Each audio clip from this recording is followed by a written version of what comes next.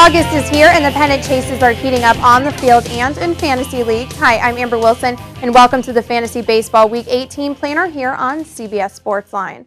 What would a playoff run be without the New York Yankees? They have the current longest consecutive postseason appearances in baseball at 12 and have made up some serious ground on the Red Sox, but more importantly, the wild card teams in the month of July. We mentioned on Monday's show that the Yanks have one of the hottest lineups in baseball. They have won 6 consecutive games in 12 of their last 14, really taking advantage of the weaker part of their schedule. Week 18 shouldn't be that much different than Week 17 as the Bombers come back to the Bronx for 6 games against the lowly White Sox and the Royals, and the Yankees are getting production from everywhere in their lineup. Second baseman Robinson Cano is on a mini 7-game hitting streak, but he has 18 hits and 10 RBI in those 7 games. His average has ballooned up 30 points in the month of July, and after punishing Royals pitching in Kansas City, he gets to go through their rotation again next week in New York. Bobby Abreu has been up and down so far in 2007, but as of late, it's been all up.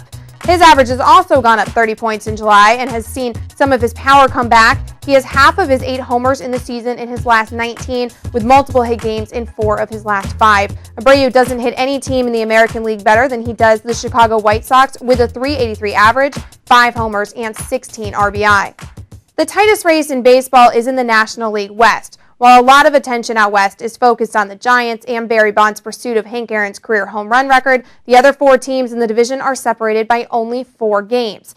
Pitching has contributed a lot to that success. The Padres, Diamondbacks, and Dodgers all sport staffs with ERAs under 4, 3 of the 5 lowest ERAs in the National League. But Week 17 was a tough week for the NL West Aces, and it might turn out to affect a lot of fantasy teams in Week 18.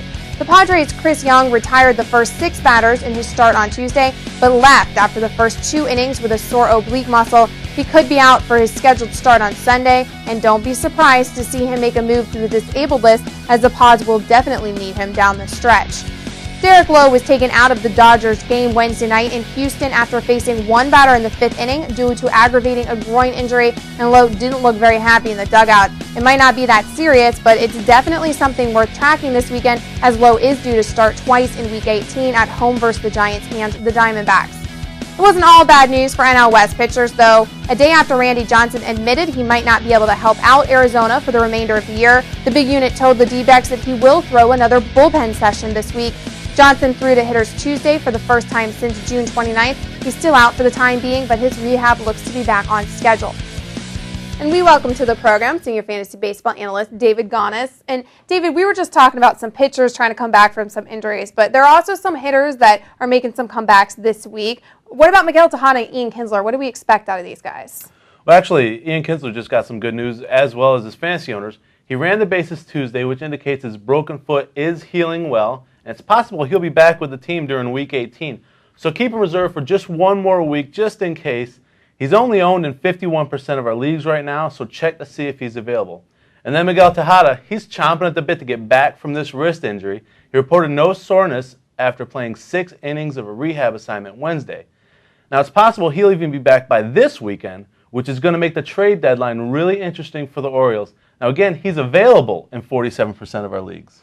All right, what about those pitchers that we spoke about earlier, Chris Young and Derek Lowe, and then we've got Bartolo Colon also. He also left a game early. What do we expect from these guys? Well, one thing that's interesting about Chris Young's oblique injury is that he's 6'10". That's like 2 yards of oblique. He puts a lot of torque on that frame of his, and I'd be surprised if this injury doesn't affect him, even if he does make the start. Reserve him if you don't have a decent alternative. And then Derek Lowe, he's going to have an MRI Thursday on his injured groin. He actually incurred the injury on Sunday when he was warming up for a relief appearance, but he thought he could pitch through it on Wednesday.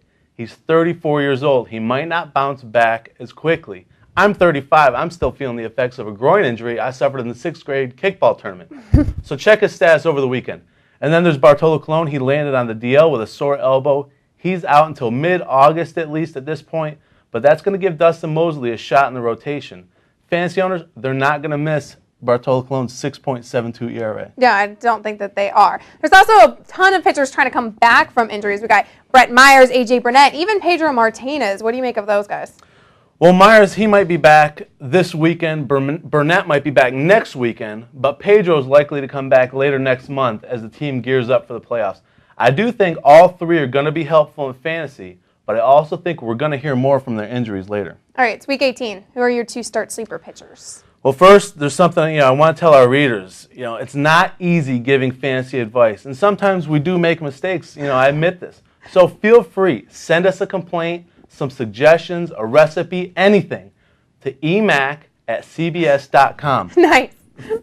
Funny forewords, jokes, whatever you got. We want to help you.